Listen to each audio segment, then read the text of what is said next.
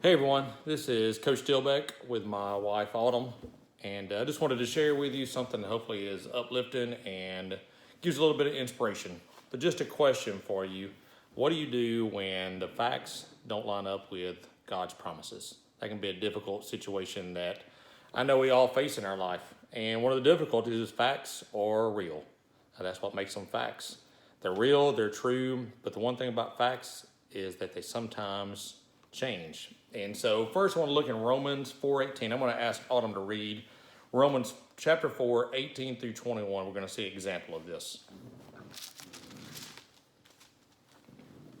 Against all hope, Abraham in hope believed, and so became the father of many nations. Just as it had been said to him, so shall your offspring be. Without weakening in his faith, he faced the fact that his body was as good as dead, since he was about 100 years old, and that Sarah's womb was also dead. Yet he did not waver through unbelief regarding the promise of God, but was strengthened in his faith and gave glory to God, being fully persuaded that God had power to do what he had promised. And catch that line at the beginning. It says, Abraham hoped against hope. Physically, Abraham had no reason to have hope.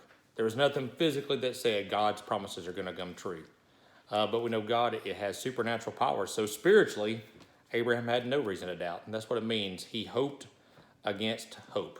And that's where our faith comes in. We don't always see it. But God had a promise for Abraham.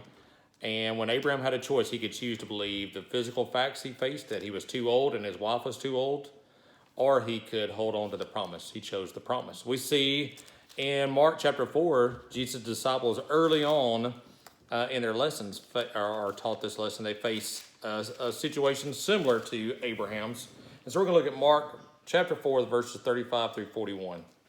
And that day, when evening came, he said to his disciples, "Let us go over to the other side."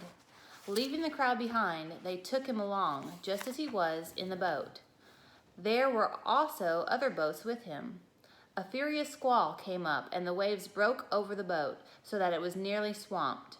Jesus was in the stern, sleeping on a cushion. The disciples woke him and said to him, "Teacher, don't you care if we drown?" He got up, rebuked the wind, and said to the waves, "Quiet, be still." Then the wind died down, and it was completely calm. He said to his disciples, "Why are you so afraid? Do you still have no faith?" They were terrified and asked each other, "Who is this? Even the wind and the waves obey him." We see the same thing here. The disciples have a choice. They can believe God's promises, or they can focus on the facts. And the fact here is there's a really bad storm. The Sea of Galilee, the way it's situated, could lead to some violent storms. And we know this storm had to be really bad because these men lived here. They fished these waters, so a storm bad enough to scare them was a pretty bad storm. So that's what we call some pretty bad news. You think about the things that terrify you in your life, whatever that could be. So that's the fact. They're faced with a bad storm. They think this may kill them. But the promise is sometimes hidden there in verse 35. It said, when evening had come, he told them, let's cross over to the other side of the sea. God had already told the disciples we're going to the other side of the sea. And I don't know what the promises are in your life, but God's gave you promises of your life that said you're going to the other side of the sea. This is where I'm telling you to go. This is what I want you to do in your life. But God tests our faith and he grows us with storms. And that's what he did here with the disciples. He had already told them you're going to the other side of the sea. But yet here this great storm rises up. And often we make the same mistake the disciples made. Instead of seeing the God in the storm, sometimes we just see the storm. And that was the disciples' mistake. They never saw the God in the storm. But we have to remember God created the natural laws that we live by, the laws of gravity and all these other things that we look at. God created these laws, but we also serve a God that's supernatural, and he has the ability to supersede the laws that he created. And God can do those very things in your life. He can supersede, he can intercede, and he changes the facts just like that.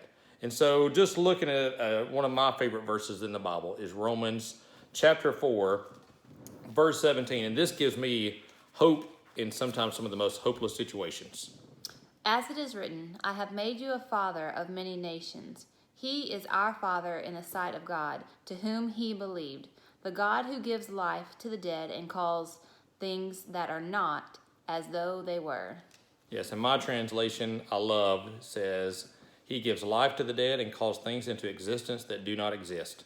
And so sometimes when I get worried and think there's no way God could work this out, I think of this verse and I just hold my hand out and you look at my hand here and it's empty. There's nothing there and there's nothing I could really do about it. I can't think anything into my hand, but we serve a creator who took that right there and created the entire universe out of nothing.